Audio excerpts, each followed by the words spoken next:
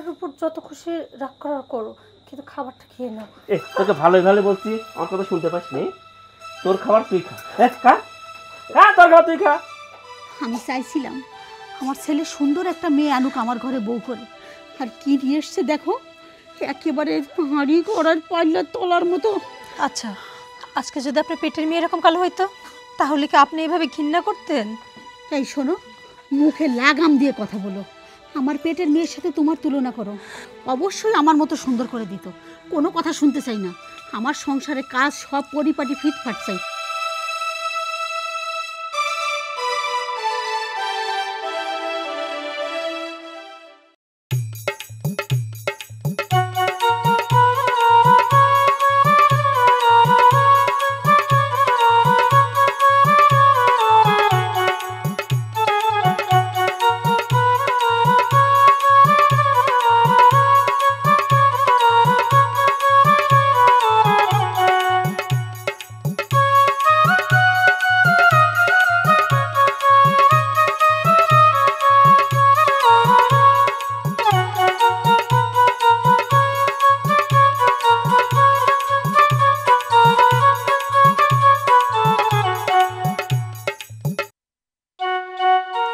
মা, মা। সোহেল, তুই রাইসা পড়ছিস? আরে দেখো, এতদিনে আমার ছেলে একটা কাজের মতো কাজ করছে, আমার যে কি ভালো লাগতেছে। এই শর্ত, বৌমার কাছে যাইতে দে। বাহ, বাড়িতে আমার নতুন বউ আসছে, খুশিতে আমার মনটা একেবারে ভরে গেছে। সোহেল বাবা, আসলে ঘরে যদি বউ না থাকে কোনো আনন্দই থাকে না। দেখি আমার বৌমার চাঁদ মুখখানা দেখি। সোহেল, কি বউ নিয়ে আসছিস তুই? মা, এটা আমি কিছু জানি না, এটা শব্দ আব্বার। আব্বা বিয়ের আগে আমি কতবার বলছি আব্বা আমি বউর মুখ দেখবো, আব্বা দেখতে দেয় নাই। আব্বা ষড়যন্ত্র করছে, আমি এই বউ মানি না। শোন বাবা, কথায় আছে না যে কালো জগতের ভালো। চুপ থাকো। এই চুপ কিসের? যার মধ্যে গুণ আছে, যার মধ্যে আলো আছে, সেই হলো প্রকৃত মা, সেই হলো প্রকৃত বউ। এই মাথা খারাপ হয়ে গেছে, মাথা খারাপ হয়ে গেছে, পাগলা গারদে ভর্তি কর। আমার এত সুন্দর একটা ছেলের সাথে দেখো কি একটা কালী প্রতিমা নিয়ে এসছে ঘরে। ও আল্লাহ, ঘরে যদি 500 পাওয়ারের লাইটও জ্বালানো হয় এই বউয়ের মুখ দেখা যাবে না। ওই হনুমান, চোখ কি মাথা খাইছিস? কি করছিস এইটা? এই মানুষ দেখে শুনে এই বউ ঘরে আনে? হ্যাঁ সোহেল, এই বউ আমিও মানি না। তুই কি করবি? তোর বাপের সাথে কথা বল। আব্বা, আমি এই বউর সঙ্গে সংসার করতে পারবো না। তোর মাও সুন্দর দেখে বিয়ে করছিলাম, তোর মা সুন্দরী ছিল ঠিক, কিন্তু তোর মা আমার সঙ্গে জীবনে কোনদিন ভালো মুখে কথা বলে নাই, তার এই রকম গুণ। আর কালো মেয়ে আমি আনছি, ওর কত স্বভাব ভালো তুই জানিস, ওর সঙ্গে তোকে বিয়ে সংসার করতে হবে। এই এই তুমি ওই মেয়ের সঙ্গে কয়দিন তুমি গুয়াইছো, কয়দিন বসবাস করছো? হ্যাঁ, যে ওই মেয়ে খুব ভালো আর আমার চেহারা সুন্দর, আমার গুণ ভালো না। আমার যদি গুণ ভালো না হতো, এই বুড়ো হনুমান তো সংসার করতাম এত বছর। আমার এত বড় একটা ছেলে হয়েছে, হ্যাঁ, আমার গুণ নাই। এই গুণওয়ালা বউটা নিয়ে এসেছে কালো বউ। সোহেল, সোহেল, তোর বাপরে আমার চোখের সামনেতে সরে যাইতে বল, তাহলে কিন্তু আমি খুন করে ফেলবো। মা, তুমি চুপ থাকো। আব্বা, বউ কিন্তু এখনো ঘরে তুলি নাই, তুমি এখন তুলি দে, ওই মেয়েকে ওই বাড়িতে থুই আসো। আমি এই বউ নিয়ে সংসার করবো না। তুমি চুপ থাকো। শোন বাবা, এটা খেলা খেলি কথা না, তুই বললি আর হয়ে গেল, নিয়ে যা ওই বাড়িতে রেখে আসি আমি। না মা, তোমাদের যেটা ভালো হয় সেটা করো, আমি এই মেয়ের সঙ্গে সংসার করবো না। সোহেলের মা শোনো, একটা কথা শোনো, কথায় আছে রূপে চোখ ভরে আর গুণে ভরে মন। আমি এই জন্য মেয়েটাকে নিয়ে আসছি। কবি হইছো, কবি হয়ে গেছো তাই না? কবি, তোমার কবিতা নিয়ে থাকো। আম্মা, মারি, তুই কিছু মনে করিস না, দেখিস সময় হলে সব ঠিক হয়ে যাবে। চল সোহেলে ঘরে তোকে রেখে আসিস, চল। বৌমা, হ্যাঁ বৌমা। জি আম্মা, আসতেছি। আম্মা ডাকতেছিলেন? হ্যাঁ ডাকতেছিলাম তোমাকে, কত বেলা হয়েছে, এখনো রান্না বান্নার খবর নাই। সমস্যাটা কি? হ্যাঁ দেখেন আম্মা, আমি তো এই বাড়িতে নতুন, এই বাড়ির সব কিছু তো আমি জানি না, কোথায় কি আছে না আছে। তাই ভাবলাম যে কয়েকটা দিন গেলে আপনি দেখাই দিলে তারপর রান্না করব। তা জানবা কেন? তুমি তো এই বাড়িতে সংসার করতে আসোনি। এই যে যে কাইলা মার্খা রূপ, হ্যাঁ, এই কাইলা মার্খা রূপ তোমার বাপ মা আমার ছেলের গলায় ঝুলিয়ে দিছে। এই তোমরা পারো? হ্যাঁ, আরে আমার সহজ সরল একটা ছেলের কাঁধে এইরকম একটা মেয়ে দিছে। শোনো, এই তোমারও তো এমনিই আমার ভাল লাগে না। আর যদি আমার সংসারে কাজকাম দেখে শুনে না করো, এই বাড়ির ভাত কিন্তু তোমার কপালে থাকবে না, এটা জেনে রেখো। এই যে হাড়ি ধরো বলছি। দেখেন আম্মা, আপনি সংসারে যা কাজ করতে বলবেন আমি সব করব, কিন্তু আমার চেহারা নিয়ে আর কোনো কথা বললেন না। এই যে আমি কালো, এর জন্য সত্যি আমি দায়ী? আমার তো ওই উপরওয়ালা তৈরি করছে, আপনারও যে বানাইছে আমারও সে বানাইছে। এই আপনার- থামো থামো থামো থামো, এত ভালো ভালো কথা বলে আমার মন ভুলাতে পারবে না। কারণ কি, আমি চাইছিলাম আমার ছেলে সুন্দর একটা মেয়ে আনুক আমার ঘরে বউ করে, আর কি নিয়ে এসছে দেখো, একেবারে হাঁড়ি করার পাল্লা তোলার মতো। আচ্ছা, আজকে যদি আপনার পেটের মেয়ে এরকম কালো হইতো তাহলে কি আপনি এভাবে ঘৃণা করতেন? এই শোনো, মুখে লাগাম দিয়ে কথা বলো। আমার পেটের মেয়ের সাথে তোমার তুলনা করো। আমার পেটের মেয়ে অবশ্য আল্লাহ কখনোই এরকম দিত না, অবশ্যই আমার মতো সুন্দর করে দিত। কোনো কথা শুনতে চাই না, আমার সংসারে কাজ সব পরিপাটি ফিটফাট চাই। যাও রান্না করতে যাও, যাও। আচ্ছা আম্মা, যাচ্ছি। আমি বলি কি কি রান্না করবো আম্মা? আমি সব কিছু রেখে আসছি, সুন্দর করে রান্না করবা, যাও। আচ্ছা। একে তো কালার কালা, ওরে বাপরে বাপ, এইরকম কালো মেয়ে আমার জীবনে দেখিনি। কি করলো? মা, মা, কখন থেকে খাবার চাচ্ছি, তাড়াতাড়ি খাবার দাও। এই তো খাবার নিয়ে এসেছি, একটু দেরি হয়ে গেছে, নেন খেয়ে নেন। তোর থেকে আমি খাবার চাইছি? আমি আমার মাকে ডাকছি খাবার দেওয়ার জন্য, তোর মুখ দেখলে আমার ঘৃণা করে, আর তোর হাতের খাবার খাবো আমি? আসলে এই সংসারের সব কাজ তো আম্মা আমাকে করতে বলছে, আমি তো সব কিছু করতেছি, খাবারটা তো আমাকেই দিতে হবে। সংসারের সমস্ত কাজ তুই করবি, কিন্তু আমার কোনো কাজ তুই করবি না। তোর মুখ দেখলে আমার ঘৃণা করে। আমার কত স্বপ্ন ছিল, আমার একটা সুন্দর বউ হবে। ছোটবেলা থেকে আমি স্বপ্ন দেখে আসছি আমার একটা সুন্দর বউ হবে, আমি তাকে নিয়ে ঘুরবো, বেড়াবো, সবাইকে বলবো দেখ আমার বউ কত সুন্দরী। কিন্তু আমার ভাগ্যে জুটলো একটা কাইলি পেতনি।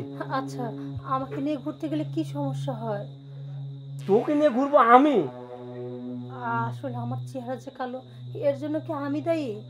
শোন, কে দায়ী নয় সেটা আমি বুঝতে চাই না। তুই আমার সামনে থেকে সর, আর খাবার নিয়ে যা।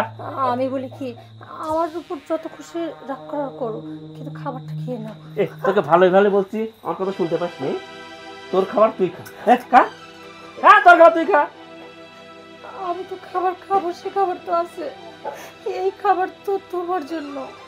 শোন, আমি তোকে শেষবারের মতো বলছি, ফাদ্দার যদি আমার কোনো কাজ তুই করছিস, খালি খাবার না, আমার কোনো পোশাকও তুই ধরবি না। যা এখানে সর। খাবারের মুডটাই দিল নষ্ট করে, খাবারই খাবো না। আম্মা তো আমারে বলছে সংসারের সব কাজ করতে, কবুতরগুলো ঠিকভাবে দেখতে। একটা কবুতর যদি হারায় যায় চল তো আমার কপালে দুঃখ আছে, কিন্তু বুঝতেই তো পারতেছি না কবুতরগুলো ঠিকঠাক উঠছে কিনা। কি খবর, কবুতরটা কই কই যে গেছে? মারে, হ্যাঁ বা, কি দেখো তুমি এদিকে? আব্বা এই খবর কবুতরটাকে দেখতেছি না তো। হয়তো কোথাও আছে, চলে আসবে। দেখেন আব্বা, কবুতর আসতে যদি দেরি হয় বা না আসে তাহলে তো আম্মা আবার রাগারাগি শুরু করবে। মারে, তা তো আমি ভালো করেই জানি যে তোর শাশুড়ি তো কত ভালোবাসে। শোন মা, তোর শাশুড়ি সব সময় তোকে গাইলমন্দ করে, আবার সহেল ও তো সব সময় এরকমই করে। মারে, তুই এটা নিয়ে কিছু মনে করিস নি, দেখিস একদিন ঠিক হয়ে যাবে। আর ও যে তুই আমার বাড়িতে আসছিস, যে যাই বলুক তুই কিচ্ছু মনে নিস নে। আমি জানি তুই আমার বাড়ির বরকত, তুই আমার বাড়ির লক্ষ্মী, জানিস? আব্বা, আপনার কথাতে আমি ভরসা পাই। আর তাছাড়া আমি জানি না ওরা কোনো দিন আমাকে বুঝবে কি না, আমাকে মেনে নেবে কি না, কিন্তু আপনি চিন্তা করেন না, আমি যতদিন বেঁচে আছি আর এই বাড়িতে আছি, আমি আমার সাধ্যমতো চেষ্টা করে যাব সবার মন জুগিয়ে চলার। তারপর দেখা যাক কি হয়। আপনি আমাকে নিয়ে ভাইবেন না, আমি ভালো আছি। মারে, ভাবা লাগে এই কারণেই তোর শাশুড়ি লোকটা তো ভালো না, দেখিস না চকচকে চেহারা, কিন্তু ভিতরটা এত কুৎসিত। সারাটা জীবন আমার সঙ্গে দুর্ব্যবহার করে গেল। আব্বা এইভাবে বললেন না, আম্মা মানুষটা কিন্তু খারাপ না। আসলে তার কথা স্বপ্ন, তার ছেলে লাল টুকটুকে একটা বউ নিয়ে আসবে। আর হঠাৎ করে সে যদি একটা কুচকুচে কালো মেয়ে দেখে, কে বা সহ্য করতে পারতো বলেন? আমার এইটুকু রিয়াক্ট করাটা স্বাভাবিক। শোনেন, আপনি এইখানে দাঁড়ায় দাঁড়ায় যে কথা বলতেছেন না, এইটা যদি আবার আম্মা দেখে, আপনার আমার দুজনের কপালে দুঃখ আছে। তাই বলি কি, আপনি এখন এখান থেকে যান। মারে, হ্যাঁ তোর কথা আর কি বলবো, তুই যে এত ভালো, আমার লক্ষ্মী মা তুই, তোর মধ্যে যে এত ভালো ভালো কথা। আব্বা এখন আপনার ঘরে যান তো। আচ্ছা মা, আচ্ছা। বাজান, তুই এখানে বসে আছিস আর আমি তোকে সারা বাড়ি তন্ন তন্ন করে খুঁজতেছি। শোন, তোকে একটা কথা বলতে আসছি। বলো। বাবা, তুই মন খারাপ করে থাকলে আমার একদম ভালো লাগে না। মন খারাপ করে থাকবো না, কি করব বলো? আব্বার সাথে আমার কি শত্রুতাই ছিল বলো? আমার সাথে এরকম শত্রুতা করলো। আমি এখন কাউকে বলতে পারতেছি না আমি বিয়ে করছি। আমি যদি কাউকে বলি তারা তো বউ দেখতে আসবে। ঘরে শান্তি নাই, বাইরে শান্তি নাই, আমি কোথায় যাব কি করবো আমি বুঝতে পারতেছি না। বাবা, তুই তো কাউকে বলতে পারছিস না, আর আমি তো আর এক চিন্তায় মরতেছি। এই সমাজে, পাড়া মহল্লায়, গ্রামে কিভাবে মুখ দেখাবো? আরে কালো দেখছি, এই রকম কালো বউ দেখি নাই। বাবা শোন, এখন কিন্তু একটা জটিল সময় চলে আসছে। তোর বাপ কিন্তু বাড়িতে নাই। এই বউকে এখনই বাড়ি থেকে বের করে দেওয়ার একেবারে উত্তম সময়। কিন্তু বাড়ি থেকে বের করে দিয়ে আব্বা যদি পরে এসে কিছু বলে? আরে পরে যা বলে বলবে, আগে তো ওকে বাড়ি থেকে তাড়া, পরের কথা পরে দেখা যাবে। তুমি ঠিক কইছো, যদি বাড়ি থেকে একবার তাড়ায় দিই তাহলে তো আর আব্বা দ্বিতীয়বার আনতে পারতেছে না। না, চলো মা, এই সুযোগে ওই কাল্লির ঘরে কাল্লিয়া কালো বউটাকে বাড়ি থেকে তাড়ায় দিই। সোহেল, দেরি করছিস কেন? সরো, আরে কোথায় নিয়ে যাচ্ছ? সরো। দেখো, তোর এই বাড়িতে কোনো জায়গা নেই, এই বাড়ি থেকে চলে যা। কি বলতেছো তুমি এগুলা? আমি তোমার ঘরের বউ, তুমি আমাকে কিনা বাড়ি থেকে বের করে দিতে চাচ্ছ? এই রাখো তো, তোমার ঘরের বউ কি বলতেছে তুমি বুঝতেছো না? ওকে ইংলিশে বলতেছে নাকি? তুমি বাড়ি থেকে বের হও। তুমি এটা কি করতেছো সোহেল? তুমি আমাকে ঘাড় ধাক্কা দিয়ে বাড়ি থেকে বের করে দিচ্ছ? আরে আমি না তোমার বউ? এ তুই যে আমার বউ, তোকে আমি কখনো বউ হিসাবে মেনে নিছি? তোকে আমি বউ স্বীকৃতি দিছি? তোকে আমি বউ হিসাবে মানি না। আর তোর মতো কাইল্লা মেয়ের সঙ্গে আমি সংসার করবো না। তুই আমার বাড়ি থেকে বের হ। দেখো সোহেল, তুমি মানো আর না মানো, আমাদের তো বিয়ে হয়েছে। আর বাস্তবতা, তুমি আমার স্বামী, আমি তোমার বউ। তোমার মানা না মানাতে কিছু যায় আসে না, আমি তো মানি। শোন, তোর এই নীতি কথা শুনতে আমার আর ভালো লাগে না, তোর মুখ দেখলে আমার ভালো লাগে না। সারাদিন বাইরে যদি ঘুরি, বাড়িতে আসলে পরে তোর মুখ দেখলে পরে আমার মাথা খারাপ হয়ে যায়। এইভাবে কেন বল? আমি তো একটা মানুষ, আমি তো কোনো যন্ত্র না। তোমরা যে এইভাবে আমার সাথে কথা বলো, আমার কষ্ট হয় না? খারাপ লাগে না আমার? এ কাইলি, তোর আবার কিসের কষ্ট রে? কাইলি কাইলি কওলা তালি কও কি আমার একটা পরীর মতো বউ, তাই কব? সোহেল, তুই ওকে এত কথা বলার সুযোগ কেন দিচ্ছিস বাবা? ও তো মন ভুলানোর জন্য এরকম নরম নরম কথা বলবে, চোখের পানি ফেলবে। দেরি না করে তাড়াতাড়ি ঘাট ধরে বিদায় কর। আম্মা, আপনি এই কথা বলতেছেন? আরে ও নয় ছেলে মানুষ, আপনি তো একটা মেয়ে মানুষ। আপনি একটা মেয়ে হয় একটা মেয়ের কষ্ট বোঝেন না? দেখো, হ্যাঁ, আমি কোনোদিনও চাইছিলাম না যে আমার ছেলের ঘরে এরকম একটা বউ আসুক। তুমি যদি ফর্সা সুন্দর একটা বউ হতে, যদি ফকিরের মেয়ে হতে, রাস্তা থেকে যদি তুলে আনতো, আমার কোনো আফসোস ছিল না। কিন্তু এই রকম কালো বউ নিয়ে সমাজে কেমনে মুখ দেখাবো? তাই বলি কি মা, তোমার সম্মান নিয়ে তুমি চলে যাও, আমার ছেলেটাকে অন্তত একটু বাঁচাও। জানেন আম্মা, আমি ভাবছিলাম আপনারা শিক্ষিত মানুষ, আপনারা মানুষকে মূল্যায়ন করতে পারেন। কিন্তু এখন দেখছি না, আপনারা মানুষকে মূল্যায়ন করেন তার চেহারা দেখে, তার যোগ্যতা দেখে নয়। একটা মানুষকে বিবেচনা করা উচিত কি দেখে? তার মন দেখে। কিন্তু না, আপনারা শুধু আমার চেহারাটাই দেখলেন, একটাবারও আমার গুণ বিচার করার চেষ্টা করলেন না। আমি না তোর অনেক সুন্দর সুন্দর কথা শুনছি, আমার না এগুলো শুনতে আর ভালো লাগতেছে না। তোকে ভালোই ভালোই বলছি এই বাড়ি থেকে চলে যা। আমি জানি তুই ভালো কথা শোনার মেয়েই না, এই জন্য তুই যেভাবে চাস আমি সেভাবে এই বাড়ি থেকে তোকে বের করে দিই। যা। আমি তোমার দুটো ভাই বোন, তুমি প্লিজ আমাকে তাড়াই দিও না, আমি তোমার বউ, তুমি এভাবে তাড়াই দিও না। আমি তোকে বউ হিসাবে মানি না, তোর সঙ্গে আমি সংসার করব না। যা, এই বাড়ি থেকে চলে যা। ওই কাল্লার করে কাল্লাকে একবারে বিদায় করে দিছি। যাক, আপদটা এতদিনে বিদায় হয়েছে। হ্যাঁ, আমার ছেলের মনে একটু শান্তি। বাবা, তুই আর কোনো চিন্তা করিস না। যাক, এবার তোর বাপরে যা বোঝানোর দরকার সেটা আমি তাকে বোঝাবো। চল ঘরে চল।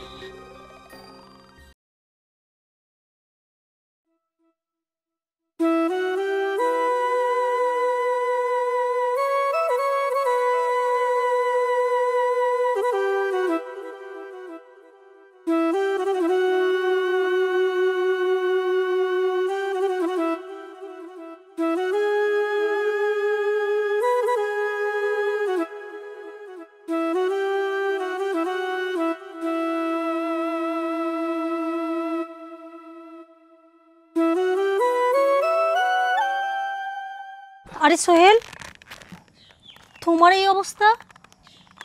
কিন্তু আপনাকে তো চিনতে পারলাম না আমি। চিন্তা পাওনি না? না চেনাটাই তো স্বাভাবিক।